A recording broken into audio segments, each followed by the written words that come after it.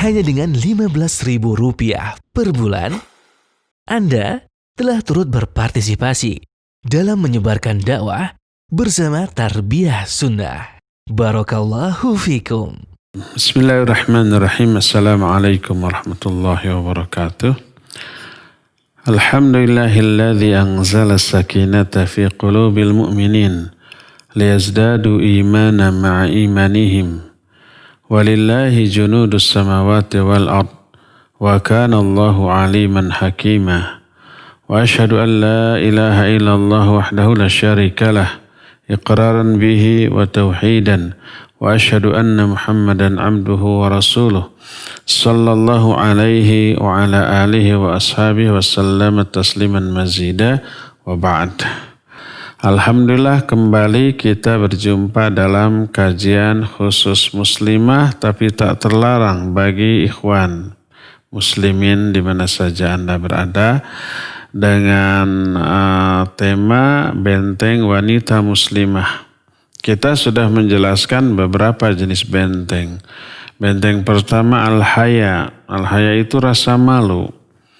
Yang kedua yang sudah kita terangkan adalah ilmu. Nah, yang ketiga akhlak. Kita sudah menerangkan keutamaan akhlak. Kita sudah menjelaskan juga pentingnya akhlak, juga makna akhlak. Nah, sekarang bagaimana caranya agar kita memiliki akhlak yang mulia? Sebab kita sudah mengetahui keutamaannya, mengetahui pentingnya, sekarang kita ingin memilikinya. Bagaimana caranya? Ya. Nah, cara yang pertama adalah tashihul aqidah. Memperbaiki akidah. Memperkuat fondasi utama dari akhlak itu. Dan fondasi segala sesuatu adalah akidah. Fondasi dari perilaku, bahkan juga dari ibadah, dari muamalah adalah akidah. Akidah ini menyangkut dua hal yang harus kita perhatikan. Pertama, benar tidaknya, lurus bengkoknya gitu ya. Dan yang kedua, kuat lemahnya.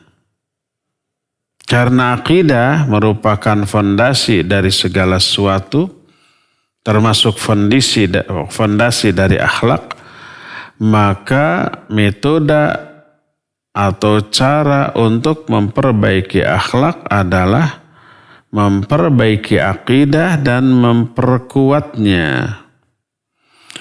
Berdasarkan hal itulah maka banyak baik ayat Al-Quranul Karim ataupun hadis-hadis yang sahih yang menjelaskan bahwa akhlak ini lahir dari akidah. Akhlak buruk karena akidah yang buruk. Dan lemah, baik buruk itu artinya keliru pemahaman akidahnya atau benar tapi sangat lemah. Berefek kepada keburukan akhlak. Sebagai contoh umpamanya Nabi SAW menyatakan akmalul mu'minina imanan ahsanuhum khuluqa wa khiyarukum linisaihim. Orang mukmin yang paling sempurna imannya adalah orang mukmin yang paling baik akhlaknya. Dan sebaik-baik kalian adalah orang yang terbaik sikapnya kepada istri-istri mereka. Hadis ini riwayat Imam Abu Daud, juga At-Tirmidzi serta Imam Ahmad. Berkata Imam At-Tirmidzi, hadisun hasanun sahihun. Hadis ini hadis yang hasan sahih. Hadis ini juga disahihkan oleh Imam Al-Hakim dalam kitab Al-Mustadraknya. Dan berkata Imam Ibn Hajar Al-Haythami dalam kitab Majma'uz Zawaid bahwa seluruh rijalnya ini merupakan rijal yang sahih. Perawi dari hadis ini merupakan para perawi yang sahih. Ini hadis pertama, bahwa kesempurnaan iman seseorang itu dilihat dari kesempurnaan atau kemuliaan akhlaknya. Karena iman teraplikasi dalam akhlak. Dalam hadis-hadis lain yang sering juga saya ungkapkan, iman itu harus diaplikasikan dalam bentuk kemuliaan akhlak.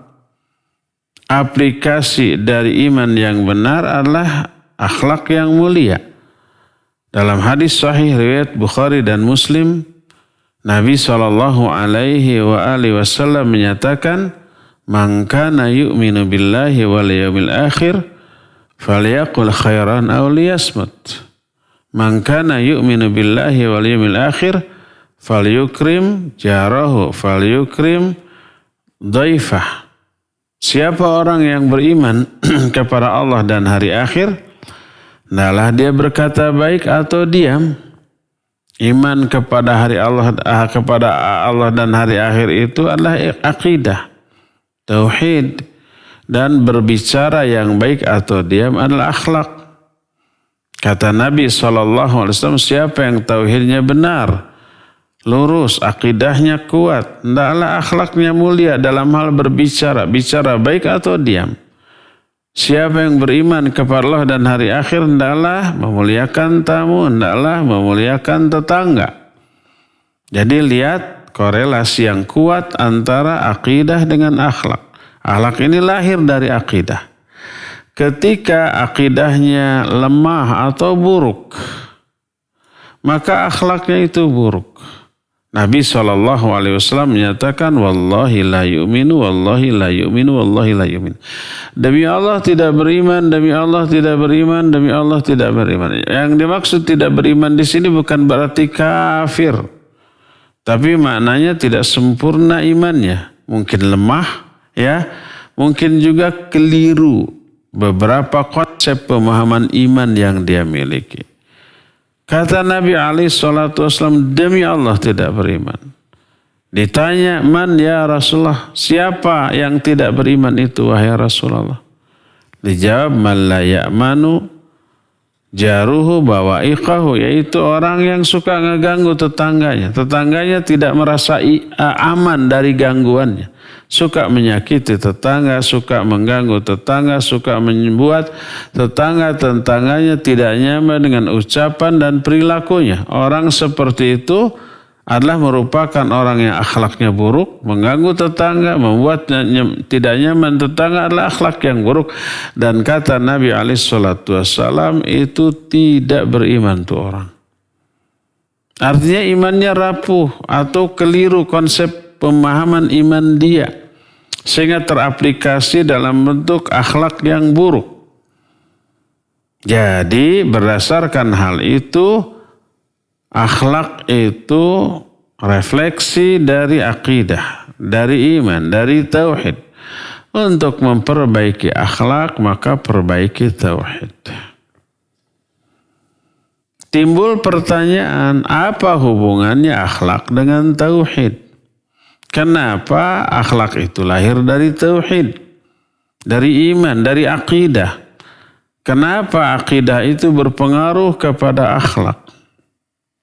Sebab akidahlah pertama yang memberi keyakinan bahwa seluruh ucapan dan tindakan manusia itu akan diberikan balasan di akhirat nanti. Iman kepada adanya hari akhirat mencakup iman kepada adanya pembalasan terhadap ucapan dan amal-amal kita. Al-jaza'u min jinsil amal. Balasan itu akan sesuai dengan jenis perbuatan. Jenis perbuatannya baik, balasannya baik. Perbuatannya buruk, balasannya buruk. Dan azab di akhirat mencakup azab di alam kubur. Na'udzubillah. Itu dahsyatnya luar biasa. Innallaha syadidul iqab. Allah itu amat sangat dahsyat siksanya. Meyakini bahwa Allah dahsyat siksanya, ini iman.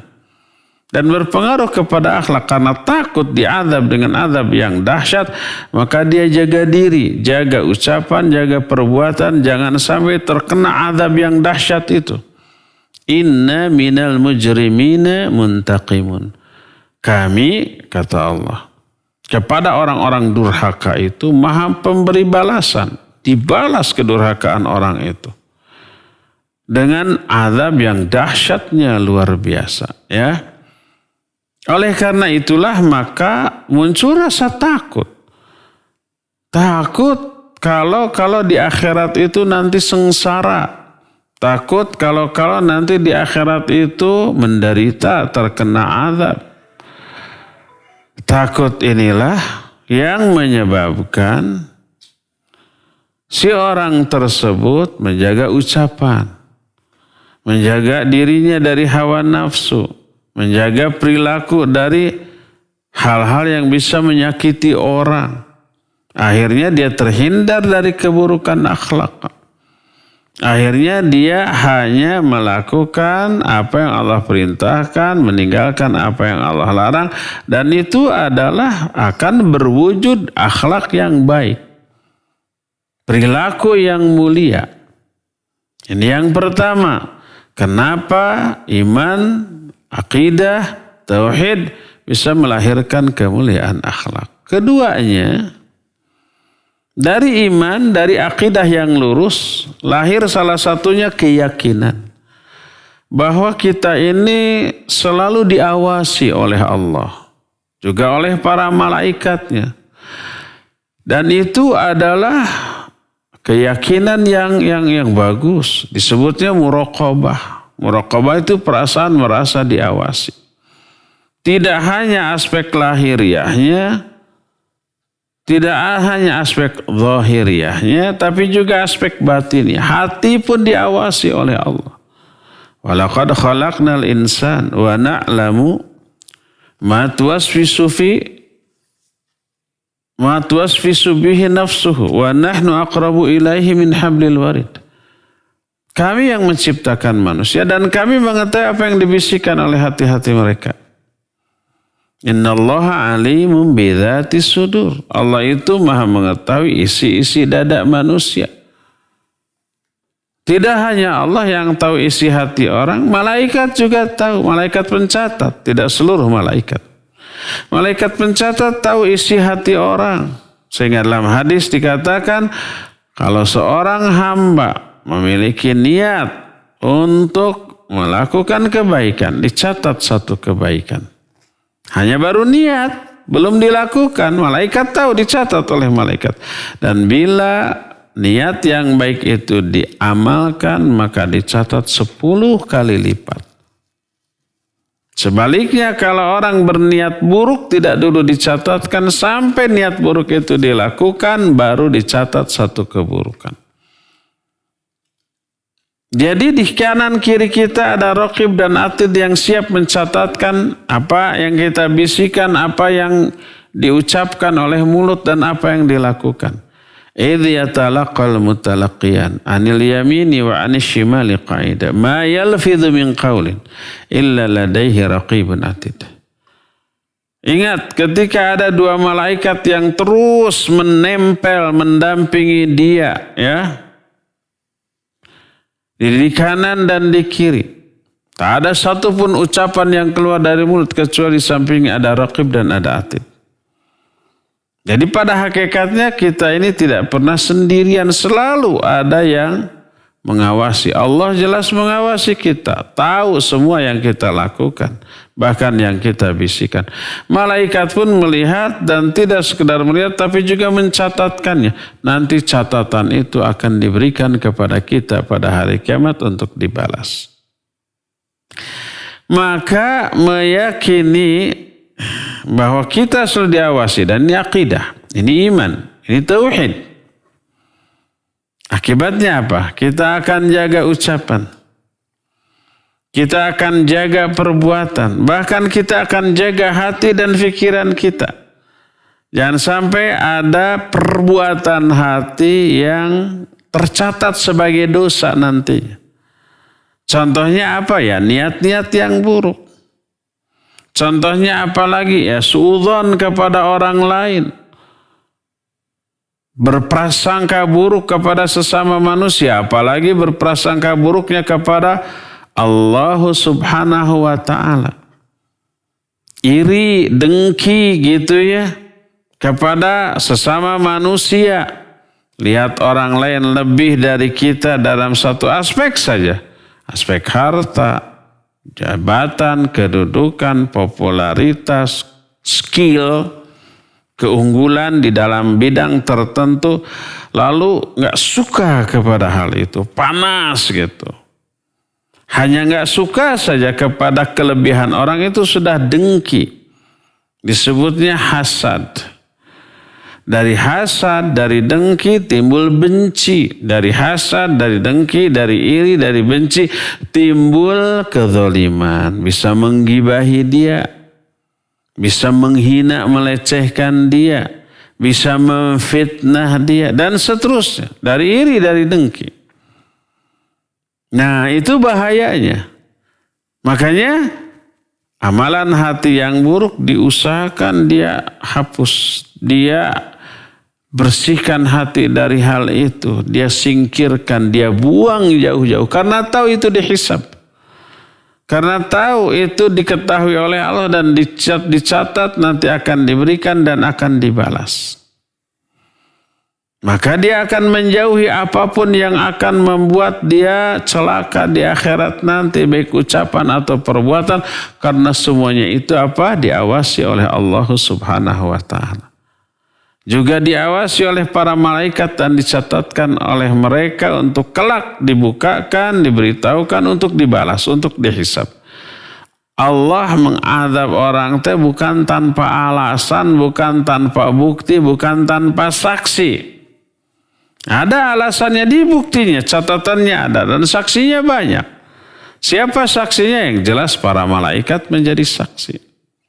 Selain itu diri kita sendiri menjadi saksi, ya. Anggota badan kita, tangan kita, kaki kita, daging kita, tulang kita jadi saksi atas diri kita yang nanti akan memberikan kesaksian secara jujur. Diri kita jadi saksi atas diri kita. Ngomong ini tangan. Mulut yang sekarang satu-satunya organ tubuh yang bisa bicara nanti dikunci, nggak bisa ngomong. Bagian tubuh lain yang biasanya di dunia tidak bisa bicara, nanti semuanya berbicara. Tangan bicara, kaki bicara, kulit, tulang, daging kita semuanya berbicara. Memberikan kesaksian. Jadi ada saksi, ada bukti, ada catatan. Gak bisa mungkir orang nanti di akhirat. Baru azab yang ditimpakan dianggap layak pantas atas kejahatan orang itu dengan seabrek saksi dan bukti.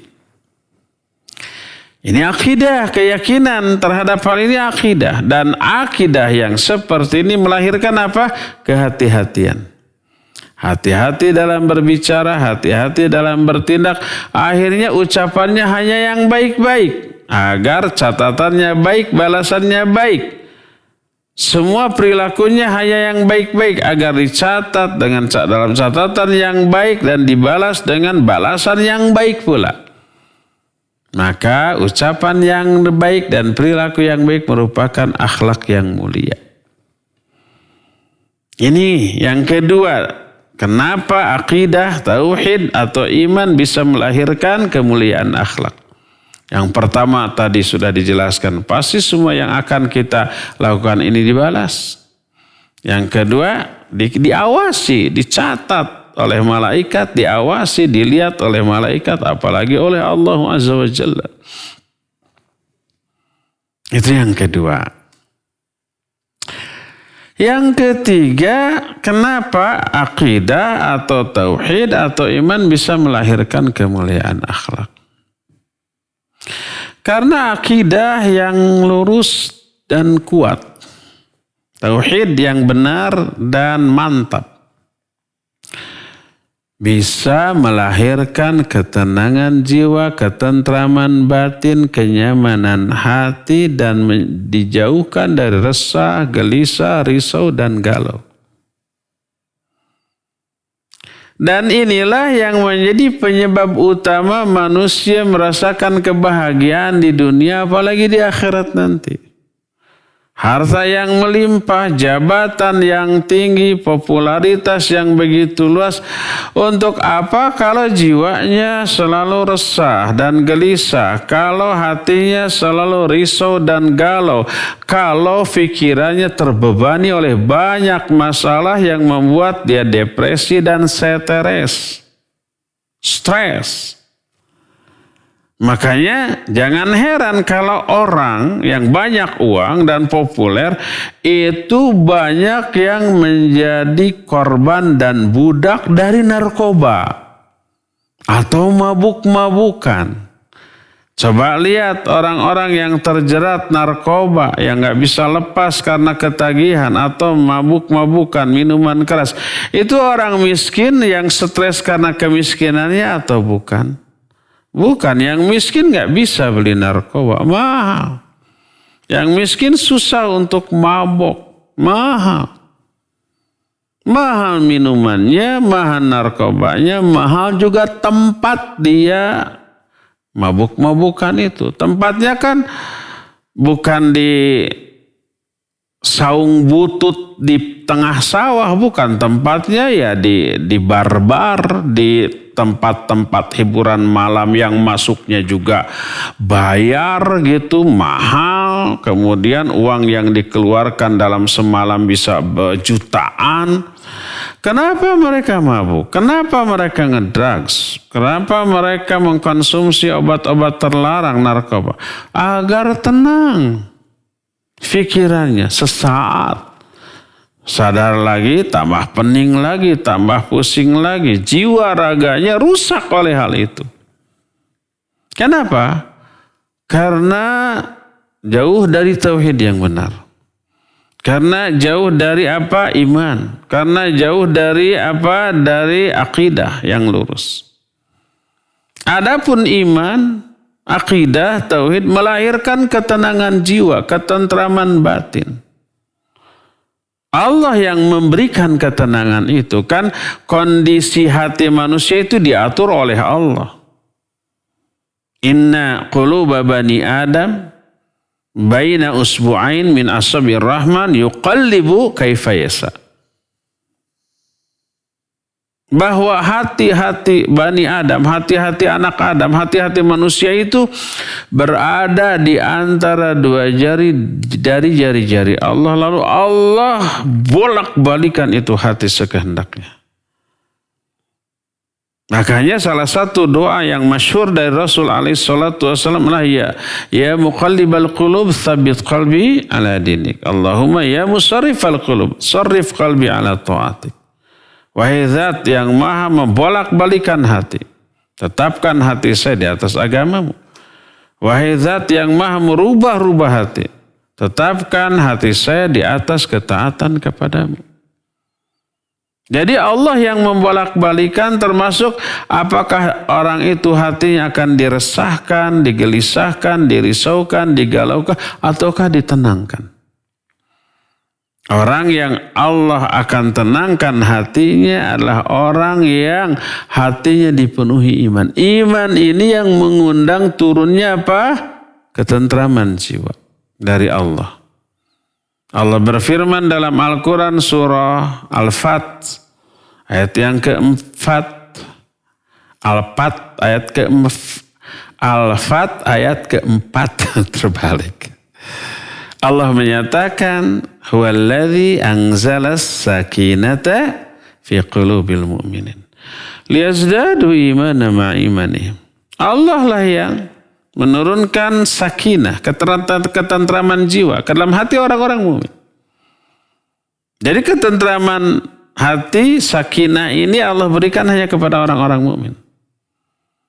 Dan amal-amal yang merupakan aplikasi dari keimanan itu mengundang turunnya sakinah.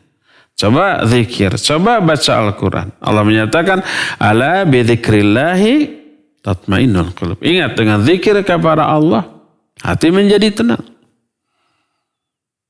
Majtama qaumun fi baitin min buyutillah Yatsluna kitaballah yatadarasuna fima bainahum illa haffat alaihimul malaikah wa ghasyiyatuhumur rahmah wa unzilat alaihimus sakinah wa dzakarahumullahu fi man indah. Ada sini saya riwayat Imam Muslim. Kalau satu kaum berkumpul di salah satu rumah Allah lalu mereka membaca kitab Allah dan mengkaji isinya di antara sama mereka, maka malaikat akan menaungi mereka, mengerumuni mereka. Allah juga mencurahkan rahmat. Allah juga menurunkan sakinah, ketenteraman jiwa. Jadi iman melahirkan ketenangan, ketenteraman, keteduhan, kesejukan. Ke dalam batin hati manusia, jiwa manusia, pikiran manusia tenang dan tentram.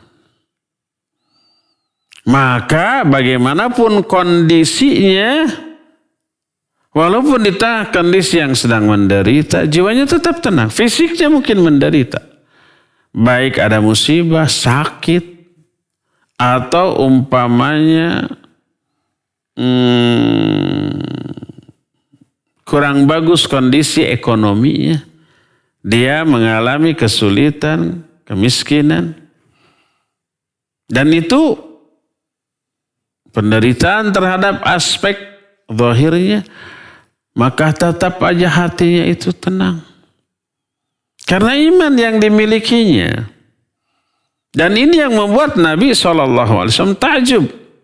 Dalam hadis sahih riwayat Imam Muslim, beliau menyatakan ajaban di amril mu'min anna amrahu kullahu khair famadzaka illa lil mu'min. Sungguh menakjubkan tuh urusan orang-orang mukmin. Karena semua urusan itu baik, nggak ada yang buruk. Dan itu tidak layak dimiliki, dirasakan, dialami kecuali oleh orang mukmin. In asabatu sarra syakara fakana khairlah wa in asabatu dharra sabara fakana khairlah.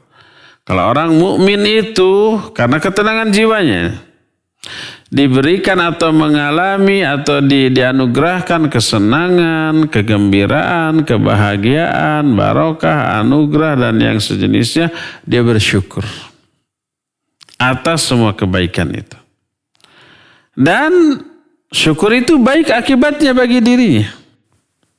Wa in asabatu dharra, dan apabila orang mukmin ini diberikan penderitaan, kesengsaraan, kemadaratan, apapun bentuknya, fisik ataupun psikis, sabara, dia sabar. Fakana khairallah, dan sabar itu baik akibatnya bagi dirinya. Lihat, apapun yang menimpa orang mukmin sedikit pun nggak ada yang buruk, semuanya berakibat baik.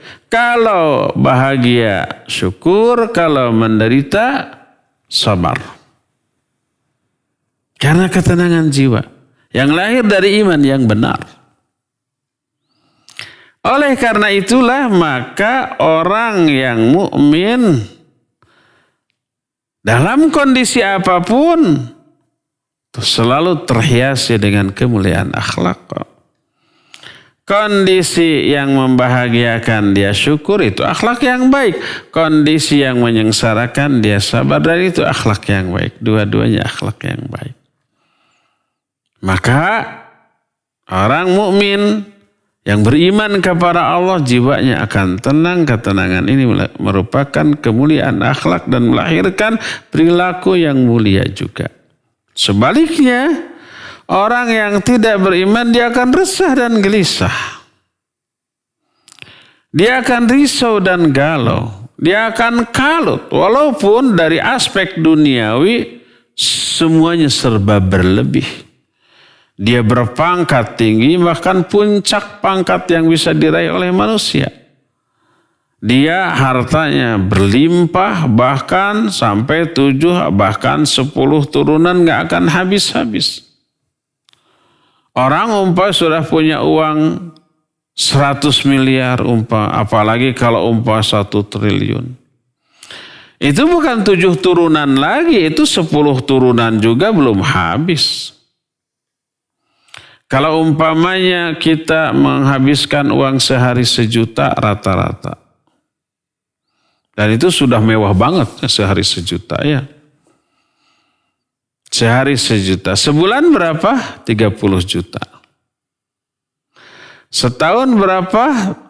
30 juta kali 12 berarti 36 juta ya.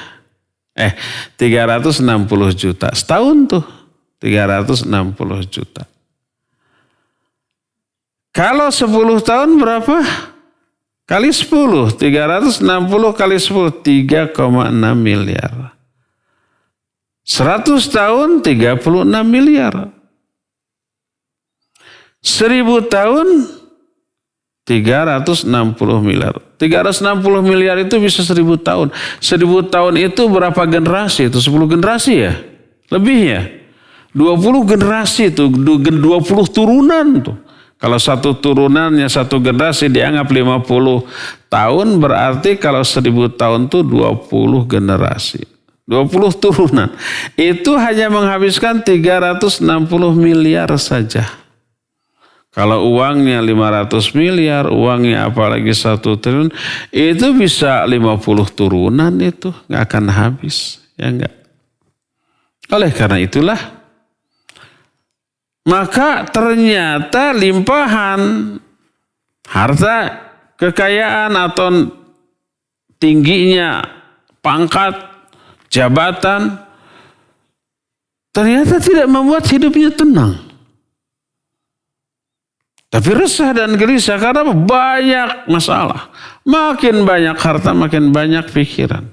Makin tinggi jabatan, makin banyak problem, permasalahan yang harus dia handle.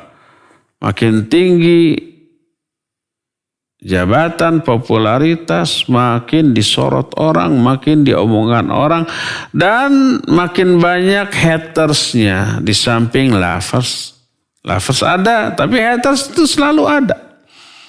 Dan haters itu memberikan apa? Komen-komen yang menusuk, menyakitkan. Ya, celaan, bulian yang seperti itu. Membuat resah, gelisah. Jangan dikira Ustadz tidak ada hatersnya. Banyak loh. Bahkan saya belum pernah mendengar kalau ada pejabat yang diancam di media sosial untuk dibunuh, dicelakai. Ustadz mah ada kan dia.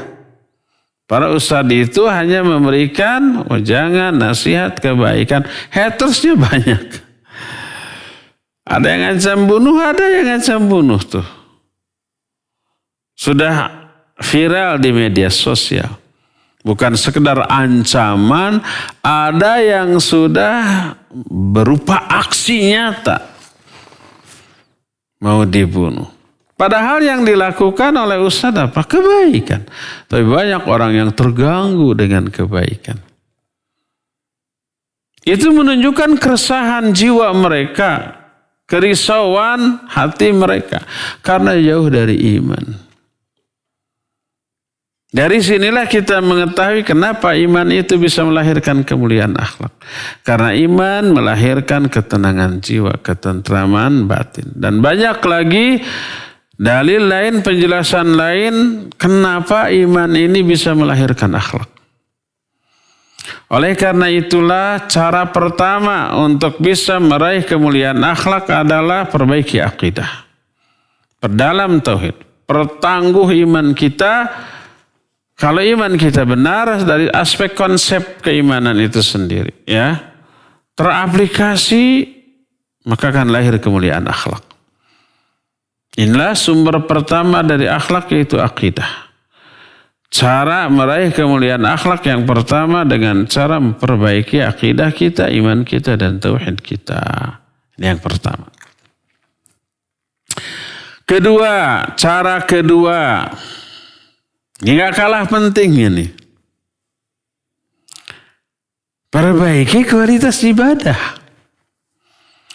Apapun jenis dan bentuk ibadah itu, baik sholat, saum, zakat, haji, dan umroh, dan semua jenis ibadah yang Allah perintahkan. Memperbaiki ibadah itu berakibat terperbaikinya akhlak.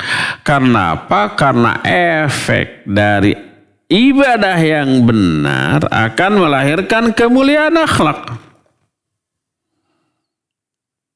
Dan inilah aplikasi rukun Islam itu begitu. Rukun pertama kan akidah, 2 kalimat syahadat. Buah dari 2 kalimat syahadat adalah akhlak.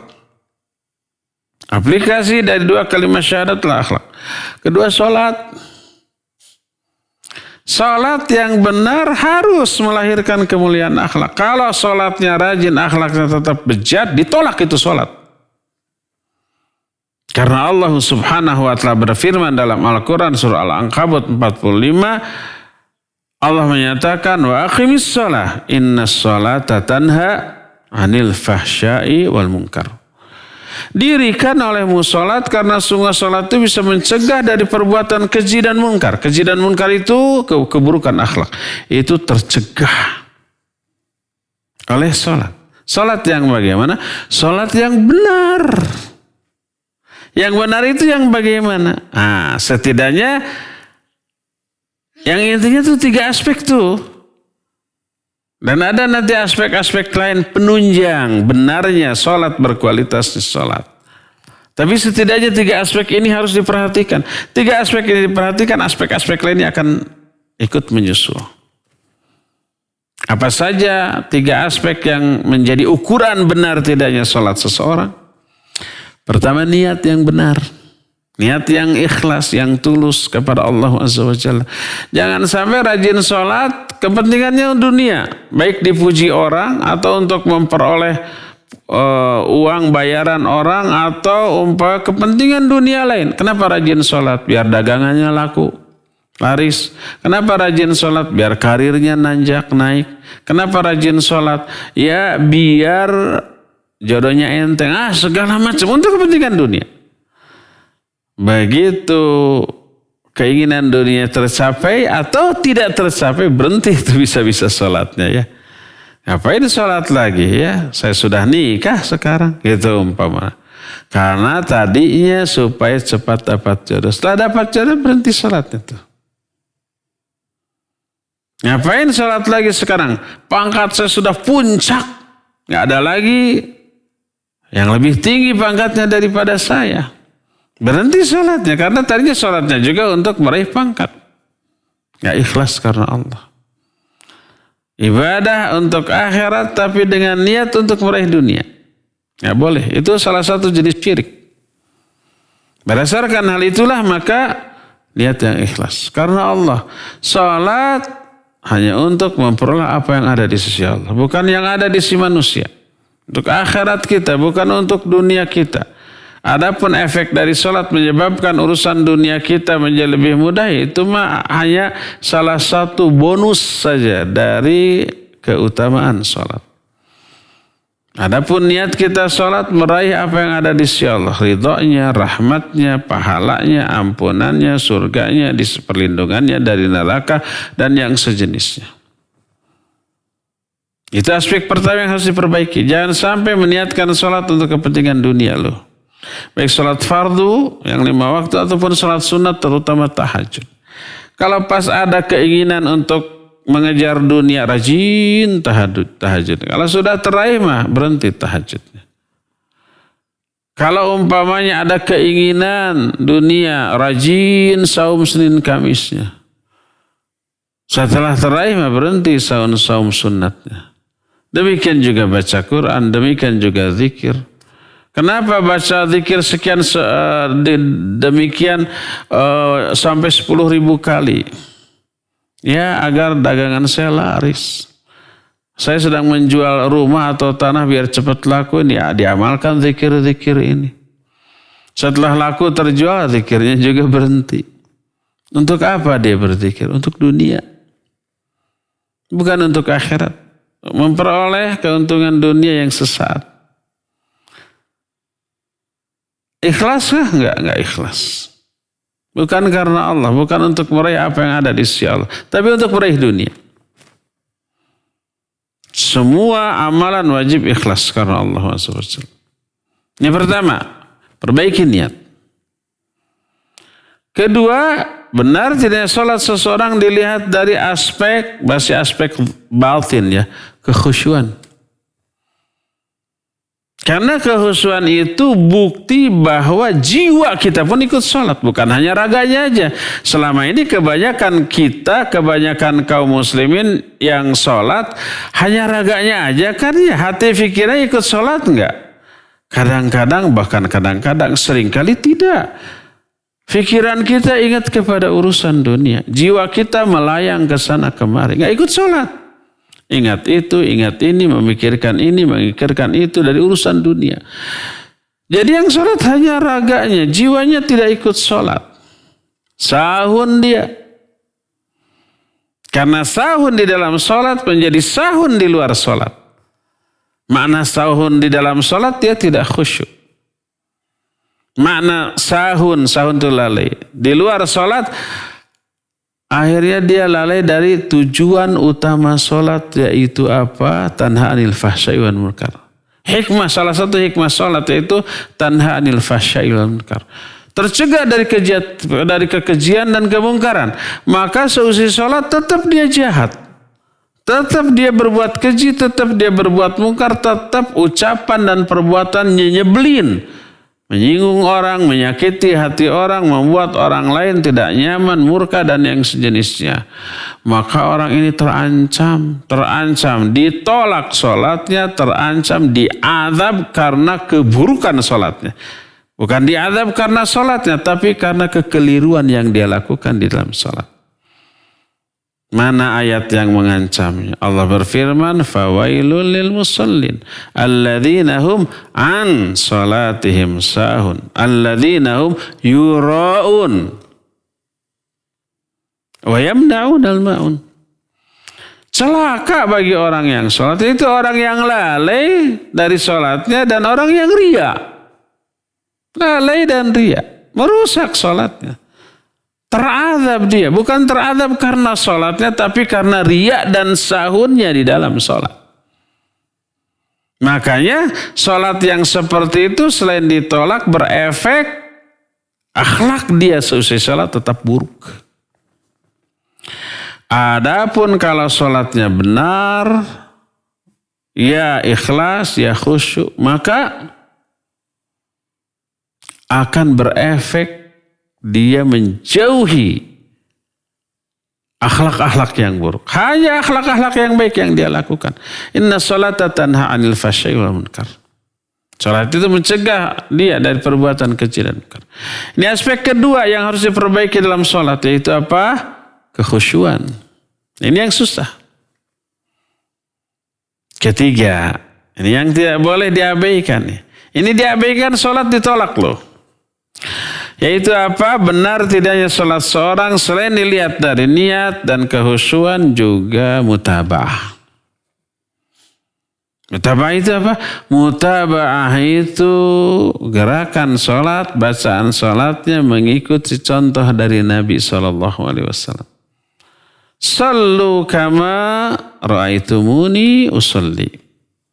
Sholatlah kalian sebagaimana kalian melihat cara aku sholat. Cara kalian sholat harus melihat cara aku sholat. Bacaan sholat kalian harus seperti bacaan sholatku. Ketika sholat kita tidak sesuai dengan contoh Nabi SAW, ditolak. Man amila amalan laisa alaihi amruna fahuwa radd. Siapa yang mengamalkan satu amalan apa aja? Termasuk amalan sholat. Tapi tidak nyontok ke aku. Ditambah, dikurang, dirubah. Baik gerakannya, jumlah rakaatnya, doa-doanya. Ditambah, dikurang, dirubah. Oleh perasaan dan pikiran, kayaknya ini kurang afdal, ditambah. Walaupun hanya satu kata. Apalagi satu kalimat, apalagi berkalimat-kalimat. Kecuali tambahan-tambahan yang memang dianjurkan. Boleh, seperti berdoa dalam sujud, boleh. Fa'aksiru fihi doa. Perbanyak doa oleh kalian dalam sujud, boleh. Adapun selain yang tidak dibolehkan, maka jangan. Man ahdatsa fi amrina hadza ma laysa minhu fahuwa radd. Siapa yang mengada-adakan tambahan dalam urusan agamaku, yang tambahan itu bukan bagian dari agama ini, maka tambahan itu tertolak. Man amila amalan laisa alaihi amruna fahuwa rad. Siapa yang mengamalkan satu amalan, tapi dalam mengamalkan itu dia tidak mencontoh aku. Tata caranya, doa-doanya tidak contohkan aku. Tidak aku contohkan. Maka ditolak. Selain ditolak juga diazab. Nah ini poin yang ketiga harus diperbaiki. Ya, yang pertama niat, kedua kehusyuan, yang ketiga mutabah. Yang lain-lainnya termasuk aspek mutabah. Harus di awal waktu berjamaah dengan imam di masjid, itu aspek mutabah.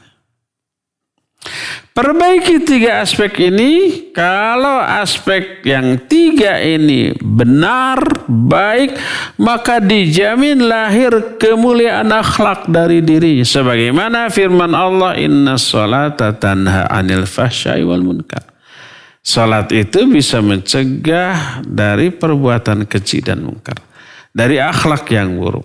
Akhirnya amal dan ucapan yang lahir dari orang yang salatnya kayak begitu hanya yang baik-baik, hanya yang mulia-mulia.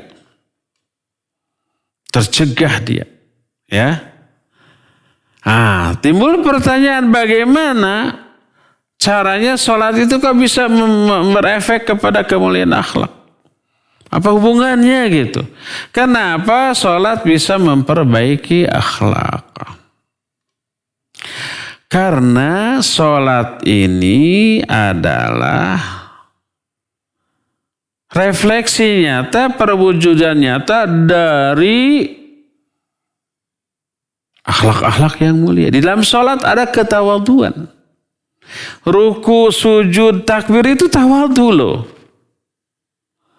Takbir itu Allahu Akbar, kita ini kecil.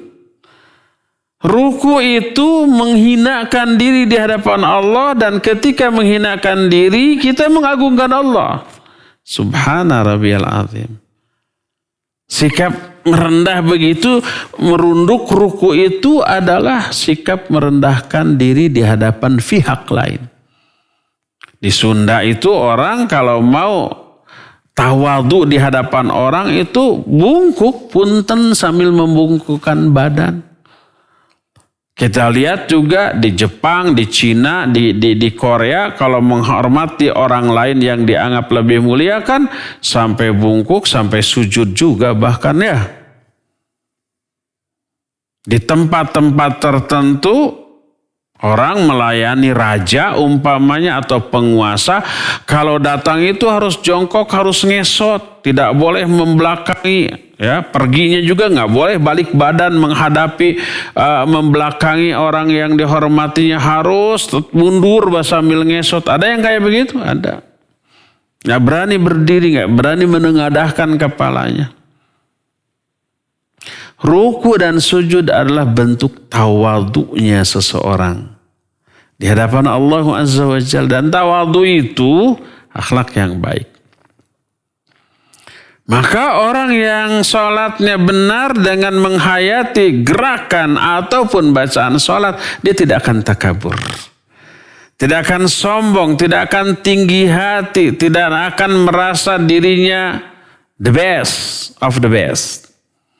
Kata orang Sunda, moal tidak akan merasa asa aing uyah kidul. Uyah itu garam, kidul itu selatan. Merasa diri seperti garam selatan. Maknanya katanya garam selatan itu lebih asin daripada garam utara. Maka disebut asa aing uyah kidul, pang asin. Sombong. Gak akan sombong karena tak akan lahir tawadhu. Itu pertama. Kedua, di dalam sholat terkandung kepedulian kepada sesama muslim. Kasih sayang, cinta kepada sesama muslim. Dari mana itu didapat? Banyak. Salah satunya adalah dari apa? Dari diri kita dianggap mewakili seluruh kaum muslimin dalam melakukan ibadah dan kebaikan. Contohnya ketika membaca Al-Fatihah kita menyatakan Iyyaka na'budu wa iyyaka nasta'in. Ihdinas siratal mustaqim. Pakai kata ganti untuk jamak. Iyyaka na'budu bukan iyyaka a'budu. Bukan a'budu tapi na'budu. Bukan asta'in tapi nasta'in. Kami pakai nun. Nun itu nahnu. Nahnu itu kami. Padahal kita sendirian. Walaupun kita sholat sendirian. Sholat sendirian ketika di rumah, baik tahajud ataupun sholat sunat. Atau mungkin di masjid nggak ada kawan, hanya kita tetap na'budu. Tidak boleh sendiri ini berarti saya harus surah iyyaka a'budu wa iyyaka asta'in. Enggak. Harus tetap dengan nun. Karena walaupun sendirian ada dua makna yang dijelaskan oleh para ulama. Pertama, li ta'zim. Ta'zim itu untuk mengagungkan diri si pelaku ibadah. Atas instruksi Allah menunjukkan orang yang sedang berada dalam posisi kondisi ibadah itu agung di mata Allah. Mulia di mata Allah. Maka Allah instruksikan, na'budu jangan a'budu. Nasta'in jangan asta'in. Menunjukkan agungnya, tingginya, mulianya, terhormatnya orang yang sedang melakukan ibadah kepada Allah. Gimana yang pertama? Yang kedua, mewakili seluruh kaum muslimin. Iyyaka na'budu, hanya kepada engkau kami semuanya ini kaum muslimin beribadah. Dan hanya kepada engkau juga kami kaum muslimin semuanya minta pertolongan. Mewakili yang lain. Terus doanya juga ihdinas siratal mustaqim, tidak ihdini. Tapi ihdina. Tidak tunjuki aku. Enggak. Tapi tunjuki kami semua kaum muslimin. Itu pertama. Bentuk kepedulian dan ukhuwah. Mewakili seluruh kaum muslimin. Kedua. Ada doa untuk seluruh kaum muslimin. Assalamu alaika atau assalamu ala nabi. Assalamu alaina wa ala ibadillahi sholihin. Semoga keselamatan tercurah kepada kami. Kami di sini itu bukan hanya aku tapi seluruh kaum muslim wa ala ibadillahi sholihin. Semua hamba-hamba Allah yang soleh. Hamba Allah yang soleh tidak terbatas kepada manusia saja tapi juga jin-jin yang soleh dan tentu saja para malaikat. Malaikat hamba Allah, jin-jin hamba Allah yang soleh. Kalau malaikat seluruhnya soleh, nggak ada yang salah. Kalau jin ya ada yang salah banyak, yang soleh juga ada. Terkena doa ini. Itu yang kedua. Yang ketiganya ketika salam assalamualaikum kanan, assalamualaikum kiri, mendoakan keselamatan untuk siapa? Salam, rahmat dan barokah. Assalamualaikum warahmatullahi wabarakatuh. Untuk siapa itu? Untuk seluruh kaum muslimin di kanan dan di kiri. Jadi sudah ada nilai ukhuwah di dalam sholat.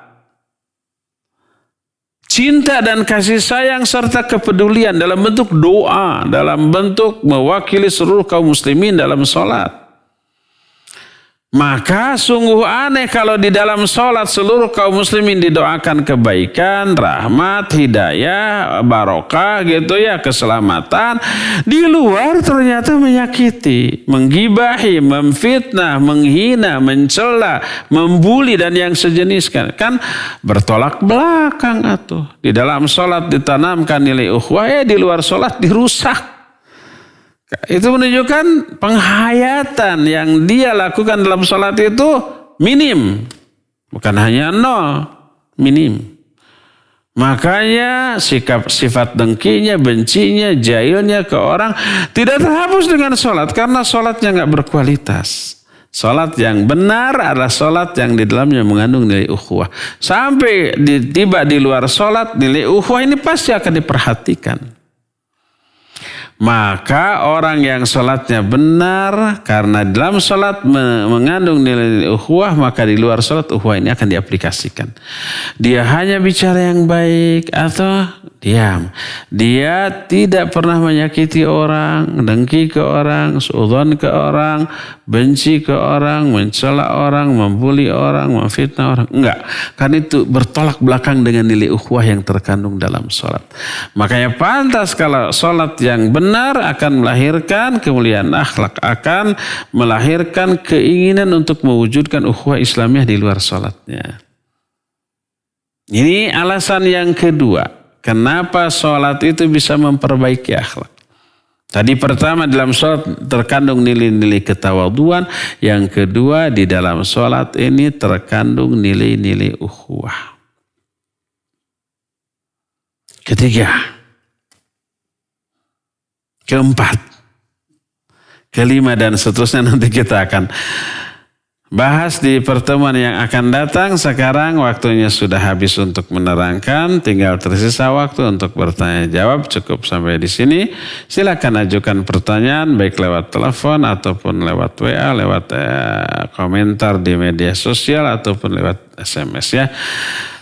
Dan untuk tanya jawab ini saya serahkan kepada host kita. Wassallallahu ala nabiyina Muhammadin wa ala alihi wasallam.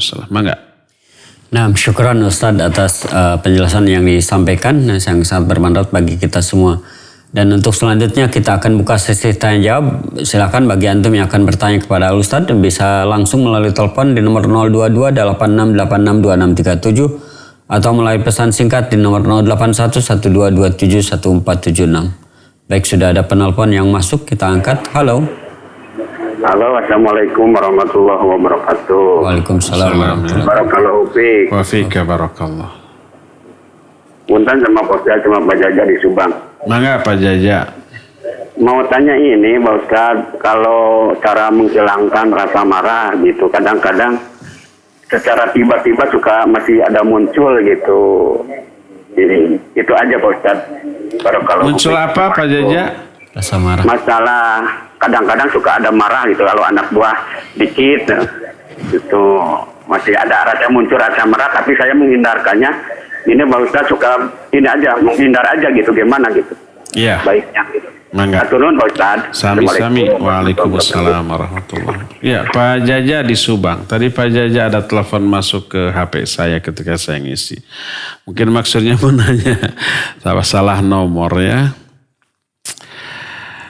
Kalau orang lain salah, anak buah kita salah, suka ada rasa marah. Apa boleh apa tidak?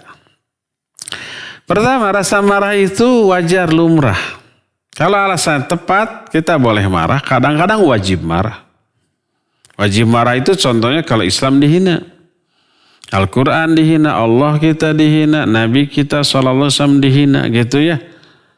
Ustadz ulama-ulama kita ada yang mau membunuh gitu ya boleh marah, harus itu. Kalau nggak marah dipertanyakan keimanannya.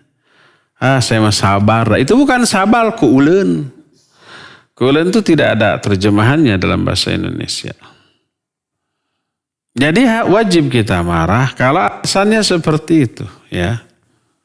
Nah, kedua wajar lumrah marah kalau nih secara manusiawi memang itu layak dan pantas kita marah kepada siapapun yang melakukannya. Istri ke suami, suami ke istri, anak ke orang tua ke anak, seseorang ke saudaranya, seseorang ke sahabatnya atau ke tetangga atau ke siapapun. Atau seorang bos ke anak buahnya. Umpamanya anak kita ngawut-ngawut, ngacak-ngacak kamar yang sudah kita beresin. Kesel nggak ya? Kesel. Marah ya boleh marah. Dalam hati ya ada rasa jengkel, ya wajar. Anak buah kita kerjanya tidak benar, kita marah. Ya wajar, normal. Anak kita perintahkan sesuatu lalu tidak menurut umpamanya. Kesel kita marah, ya wajar. Jadi munculnya rasa marah tidak dosa, apalagi alasannya tepat. Nah, terus yang kedua tergantung bagaimana tindakan amarah kita. Walaupun wajib marah, tapi cara pelampiasannya salah bisa dosa. Umpamanya seseorang menghina agama kita, ajaran Islam. Kita marah, lalu kemarahannya apa? Kemarahannya kita bom semua komunitas orang yang menghina itu. Ya salah tuh.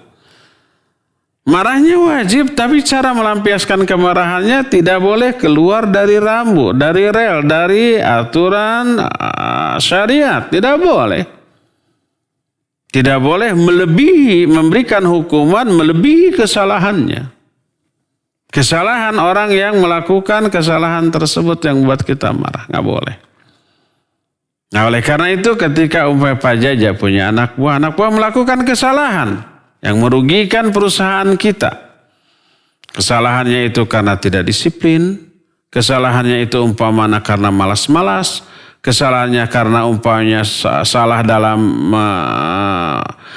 bekerja sehingga merusak barang, peralatan, atau korupsi dari uang perusahaan kita, ya. Boleh nggak kita marah? Boleh. Boleh nggak kita memberikan hukuman? Boleh. Asal hukumannya setimpal dengan kesalahan, tidak boleh lebih. Seorang sahabat datang, ya Rasulullah, saya punya banyak budak. Hamba saya, bukan budak letik, bukan anak, tapi hamba saya. Hamba saya sering kali melakukan kesalahan dan saya sering kali menghukum mereka atas kesalahan mereka. Kan bikin marah ya, bikin jengkel ya. Saya hukum atas kesalahan mereka. Apakah saya salah, berdosa atau berpahala wahai Rasulullah? Ya mungkin persis pertanyaannya sama Pak Jajak tadi dari Subang. Anak buahnya melakukan kesalahan, lu suka marah. Hanya tadi Pak Jajak itu tidak menghukum tapi suka diam, dipendam atau pergi gitu ya. Salah apa benar? Keliru juga, nanti si anak buahnya punya bos teh bager. Jadi dia lalai nanti melakukan kesalahan lagi selain sebab tidak pernah dihukum, tidak pernah ada teguran. Kalau saya salah, bos pasti berangkat, pasti pergi. Takut kemarahannya terlampiaskan, dan itu bagus. Makanya anak buahnya cuek, santai. Itu keliru juga. Jadi seorang sahabat bertanya, ya Rasulullah, saya punya banyak hamba saya dan mereka suka melakukan kesalahan. Kalau melakukan kesalahan, saya suka hukum. Bagaimana saya, ya Rasulullah, apa berdosa enggak? Maka dijawab oleh Rasulullah SAW, kalau hukumanmu kepada hamba sahayamu itu di bawah kadar kesalahan dari hamba sahayamu, maka kamu dapat pahala. Atau kamu tidak menghukum, kamu dapat pahala. Kalau hukumannya di bawah kadar kesalahannya, kamu dapat pahala. Tapi kalau hukuman yang kamu berikan setimpal dengan kesalahannya, kamu tidak berpahala, kamu tidak berdosa. Tapi kalau hukuman yang kamu berikan melebihi kadar kesalahannya, kamu berdosa atas hukuman yang berlebih atas kesalahan hamba sahayam. Jadi ada 3 kemungkinan nih kalau anak buah kita salah. Kita biarkan, kita berpahala. Atau memberi hukuman tapi hukuman lebih ringan daripada kesalahan, kita berpahala. Tapi mungkin efeknya apa? Efeknya anak buah kita nggak akan berubah. Tidak mendidik. Tenanglah bos, kita baik, mau salah mau benar, kita nggak diapa-apain. Malah pas kita salah dan naik gaji kita naik. Akhirnya disalah-salahkan terus. Tidak mendidik. Ini alternatif pertama. Baik, tidak dihukum atau hukuman lebih ringan dari kesalahannya, kita dapat pahala. Kedua, memberikan hukuman yang setimpal. Kita nggak pahala, nggak dosa. Ketiga, memberikan hukuman melebihi kadar kesalahannya, maka kita berdosa. Demikian ya Pak Jaja. Wallahu a'lam bishawab. Silakan lagi. Syukuran Ustaz atas jawabannya. Kita kembali mengangkat penelpon yang berikutnya. Halo. Silakan Pak, Ibu. Ya, dengan Pak Hasan dari Bandung. Siapa? Bandung. Hasan, ya silakan. Ada yang mau ditanyakan? Mangga. Saya kan Ustaz. Kalau pas hari Raya Idul Adha di Idul Fitri, hari Jumat, ada yang mengatakan kalau yang melaksanakan Jumatan itu dilaknat oleh Allah. Dilaknat? Terima kasih. Iya, Pak Hasan di Bandung. Barakallahu fiik. Kalau hari Idul Fitri atau Idul Adha bertepatan dengan hari Jumat, betul nggak? Nggak boleh Jumatan, haram Jumatan. Betul, tidak betul. Salah besar. Nabi SAW Jumatan nggak? Jumatan. Ya. Tapi memang Salat Id di pagi hari baik Idul Fitri atau Idul Adha menggugurkan kewajiban salat Jumat. Yang gugur itu kewajibannya bukan syariatnya. Tapi Nabi SAW menyatakan wa nahnu mujmi'un, kami akan tetap salat Jumat. Sehingga para ulama menyatakan marbot atau DKM masjid wajib menyelenggarakan salat Jumat untuk mengakomodasi orang-orang yang mau salat Jumat. Tapi orang yang sudah melakukan sholat Id, baik Idul Fitri ataupun Idul Adha, dia boleh tidak sholat Jumat. Boleh tidak sholat, bukan wajib tidak sholat Jumat. Kalau sholat Jumat dilaknat, nggak ada keterangan itu. Datangkan keterangan siapa yang sholat Jumat. Bagi orang yang sudah sholat Idul Fitri atau Idul Adha, dia berdosa, dia haram, dia dilaknat. Datangkan. Mana nggak ada keterangannya. Adapun keterangan bahwa sunnah Jumatan, perkataan Nabi SAW, wa nahnu mujmi'un, kami akan Jumatan. Lalu Nabi SAW Jumatan, para sahabat juga semua Jumatan. Karena para sahabat orang-orang yang paling serakah atau rakus terhadap pahala dan kebaikan. Dan itu bagus. Yang buruk itu serakah kepada dunia. Serakah kepada ilmu, serakah kepada pahala, kepada kebaikan, itu bagus. Tidak melihat sunnah atau wajib, yang penting ini disyariatkan, mereka laksanakan. Jangankan yang kayak begitu tuh. Nabi SAW mengiming-imingi siapa yang datang pertama kali ke masjid waktu sholat Jumat, dia pahalanya sama dengan pahala orang yang berkurban dengan seekor unta besar. Dapat subuh-subuh, kadang-kadang dari sholat subuh tidak pulang, langsung Jumatan. Kalau umpamanya pas masuk ke masjid, ternyata yang kedua, dia kecewa. Aduh, saya yang kedua, ada yang mendahului. Padahal sunnah. Tidak dosa kalau umpamanya dia datang ke 100 umpamanya. Tidak yang pertama, tidak yang kedua, yang ke 100, tapi belum memulai sholat Jumat. Tidak dosa. Tapi sahabat-sahabat itu sudah kecewa. Kalau ada yang mendahului dalam hal kebaikan. Fastabiqul khairat itu betul-betul mereka aplikasikan. Berlomba dalam kebaikan. Nah, mereka Jumatan. Nabi SAW mengadakan Jumatan. Para sahabat Jumatan. Lalu dari mana keterangan bahwa orang yang Jumatan setelah Idul Fitri, Idul Adha itu dilaknat? Mana keterangan? Berdasarkan hal itulah maka tidak benar orang yang Jumatan di hari Idul Fitri atau Idul Adha itu dilaknat. Nggak benar sama sekali. Ya, yang benar adalah sunnah Jumatan bagi orang-orang yang sudah sholat Id, baik Idul Fitri ataupun Idul Adha, karena Nabi SAW pun mengadakan Jumatan dan para sahabat pun Jumatan. Ya, wallahu a'lam. Silakan lagi. Syukuran Ustaz atas jawabannya. Kita kembali mengangkat penelpon berikutnya. Halo.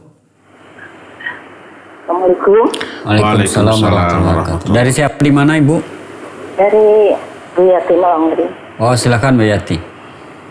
Gini Ustaz, mau ini menanyakan kalau azan asar atau azan maghrib, apakah itu lebih baik syukur wudu dulu nggak Ustaz? Itu aja Ustaz. Iya. Syukran jazakumullah khairan. Assalamualaikum warahmatullahi wabarakatuh. Ya, afwan wa jazakillahu khairan. Waalaikumsalam warahmatullahi wabarakatuh. Ibu Yati di Melonggrin, barakallahu fiik. Kalau umpamanya wudu mau sholat asar atau sholat maghrib, apakah bagus sholat syukur wudu terlebih dahulu atau tidak? Iya. Salat syukur wudu disunnahkan kapanpun, baik mau salat wajib ataupun tidak, asal dia sudah berwudu. Umpamanya kita selalu menjaga wudu, jam segini nih, jam 9, setengah 10 batal. Atau kita ke air sudah BAB atau sudah pipis gitu ya. Setelah itu kita berwudu. Karena ingin menjaga diri dengan menjaga wudu kita. Maka disunahkan bagi dia sholat syukur wudu. Walaupun tidak akan sholat fardu. Sholat zuhur masih lama. Jam 8 ke WC setelah mandi atau BAB gitu ya. Kemudian kita wudu lalu kita syukur wudu. Sholat syukur 2 rakaat. Ya itu dianjurkan. Baik mau sholat fardu ataupun tidak sholat fardu. Apalagi mau sholat fardu. Selama kalau ibu-ibu kan tidak wajib sholat berjamaah. Ya diutamakan sholat syukur wudu. Setelah berwudu, sholat syukur wudu dulu. Ya, kemudian barulah sholat fardunya. Kalau waktunya sudah masuk. Nah, bagi laki-laki kalau memungkinkan sempat syukur wudu, sholat syukur wudu. Kalau tidak memungkinkan karena keburu qomat, ya tidak harus syukur wudu.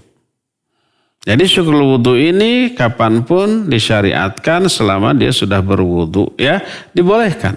Dan itu yang menyebabkan kata Nabi SAW kepada Bilal, ya Bilal, aku mendengar suara langkah-langkah terompahmu di surga. Apa yang kau lakukan? Kata Bilal, tidaklah aku batal kecuali aku berwudu. Dan tidaklah aku berwudu kecuali aku sholat 2 rakaat. Salat apa? Salat syukur wudu. Setiap batal, wudu lalu salat. Batal, wudu lalu salat. Dan itu yang menjadi penyebab aku mendengar langkah-langkahmu di surga wahai Bilal. Ya. Demikian wallahu a'lam. Silakan lagi. Nah, syukran Ustaz atas jawabannya. Kita terlebih dahulu bacakan pertanyaan lewat pesan singkat Ustaz. Dari Ummu Mariah di Soreang, Bandung. Assalamualaikum. Bagaimana mengatasi rasa takut apabila nanti saat sakaratul maut bakal digoda oleh syaitan seperti yang dialami paman Nabi yang wafat dalam keadaan kafir, agar kita selamat husnul khotimah? Apakah tidak boleh berpikir seperti ini? Syukran Ustaz. Barakallahu fiik. Rasa takut, khawatir bahwa kita mati sul khotimah itu harus ada. Takut mati dalam keadaan sul khotimah harus ada.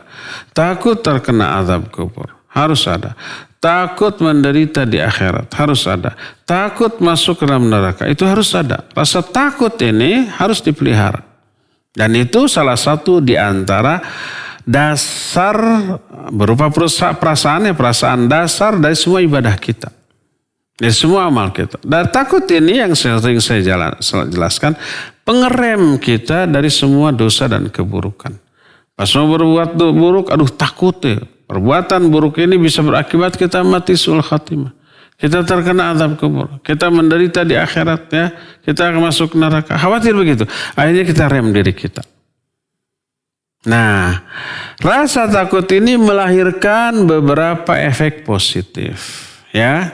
Efek positif yang pertama, kita mengerem diri kita dari semua keburukan, dosa dan maksiat. Efek positif yang kedua, kita akan terdorong untuk melakukan hanya amal-amal baik, amal-amal soleh. Efek positif yang ketiga, kita akan selalu berdoa meminta kepada Allah. Minta perlindungan dari su'ul khatimah, minta perlindungan dari azab kubur, minta perlindungan dari kengerian hari kiamat, minta perlindungan dari neraka. Dan sebaliknya akan berdoa kepada Allah, minta agar kita ini diwafatkan dalam keadaan husnul khatimah. Minta agar diselamatkan dari azab kubur dan diberi nikmat kubur. Minta agar dibahagiakan di akhirat. Minta agar dimasukkan ke dalam surga. Jadi itu efek positif dari rasa takut tadi. Ya. Nah, sekarang ikhtiar apa yang harus kita lakukan agar kita tidak mati dalam keadaan su'ul khatimah? Pertama, selalulah ikhlas dalam setiap ibadah.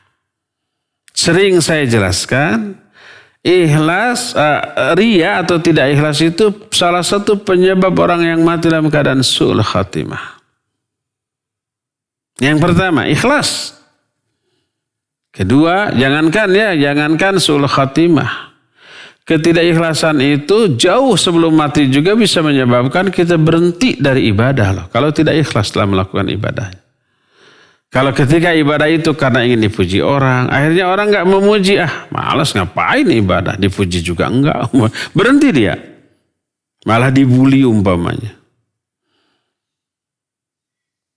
Tidak ikhlas dalam ibadah umpamanya ingin karirnya nanjak, ternyata ibadah terus karirnya malah terpuruk, ngapain ibadah, nggak ada efek ke karir, berhenti ibadah. Itu belum sakarat, belum mati. Ya, jadi pertama ketidakikhlasan melahirkan sakaratul maut, melahirkan su'ul khatimah, ya. Maka ikhlaslah dalam setiap amal ibadah. Kedua, mutaba'ah. Dalam melakukan ibadah itu harus mutaba'ah ikut Nabi SAW. Dan mutaba'ah dan ikhlas itu 2 syarat diterimanya amal. Satu aja di antara 2 ini tidak diterima, tidak terpenuhi, tidak diterima, ditolak, dan akan mati dalam keadaan su'ul khatimah. Makanya berkata Imam Ibn Rajab Al-Hambali rahimahullah dalam kitab Jami'ul Ulum wal Hikam ketika menjelaskan hadis innar rajula la ya'malu bi amali ahli jannah hatta la yakuna bainahu wa bainaha illa dhira fasbiqu 'alal kitab. Ada orang yang mengamalkan amalan-amalan ahli surga sehingga tidak ada jarak antara dia dengan surga kecuali sehasta, tinggal selangkah lagi.